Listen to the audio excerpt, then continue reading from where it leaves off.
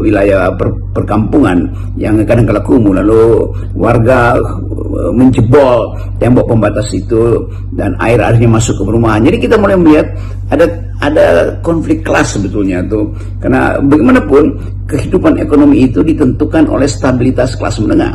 Nah, kelas menengah akhirnya juga mulai kehilangan kesabaran karena merasa bahwa harga diri mereka yang tadinya punya kapasitas untuk konsumsi, akhirnya konsumsi mereka makin lama makin terbatas. Nah, sekarang kita lihat bagaimana keresahan kelas menengah itu berhadapan dengan sebut aja kemarahan kelas bawah yang walaupun udah di backup dengan social safety net, BLT segala macam, tetapi daya beli mereka tetap turun. Jadi kita mesti baca temuan dari CNBC itu sebagai penanda akan ada keresahan sosial. Itu cara kita untuk menganalisis persoalan. Riset dari CNBC tadi benar-benar ini sangat mengkhawatirkan juga, atau memprihatinkan lah gitu kita tepatnya ya, bahwa Ramadan kali ini terjadi anomali karena biasanya spending itu kan naik, belanja itu makin tinggi ya, tapi sekarang malah mereka pada nggak punya daya beli. Jadi kita bayangkan bagaimana nanti ini situasi ekonomi para pedagang yang biasanya panen, kemudian juga bagaimana situasi mudik yang biasanya ditunggu-tunggu itu ya karena akan ada uang yang beredar di desa dari kota, itu tidak akan terjadi.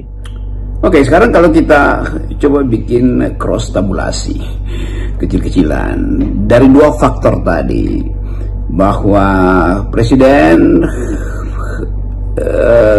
tidak ingin ada demonstrasi atau bahkan alergi terhadap demonstrasi itu. Lalu berita berikutnya bahwa kehidupan ekonomi memang memburuk. Sekarang persoalannya, kalau terhadap keadaan ekonomi itu terjadi keresahan sosial dan pada saat yang sama presiden tidak menginginkan demonstrasi, itu apa yang akan terjadi? Ini hipotetis aja pada kita, bahwa artinya akan ada pengetatan politik, artinya akan ada aparat ketertiban yang akan menunggu para mahasiswa di pintu-pintu kampus tuh. Ini bulan Ramadan tentu, tetapi problem ini juga akan bertambah besar ketika selesai Ramadan. Maka ya mungkin ada yang masih dapat gaji ke-13, ada yang masih ada tabungan sedikit, tapi setelah itu selesai bulan puasa, maka akan ada kesulitan ekonomi besar, karena tetap para pemudik merasa tidak nyaman atau kurang soleh kalau tidak bawa oleh-oleh ke desa asalnya. Jadi mudik ini juga, walaupun kita tahu ada kesulitan hidup di Jakarta, tapi mereka berupaya untuk menyenangkan keluarga mereka di desa tuh, yang merupakan tradisi mulia dari negeri ini. Bagaimana misalnya kalau tiba di desa tidak ada hadiah yang diharapkan oleh tetangga, oleh keluarga di desa?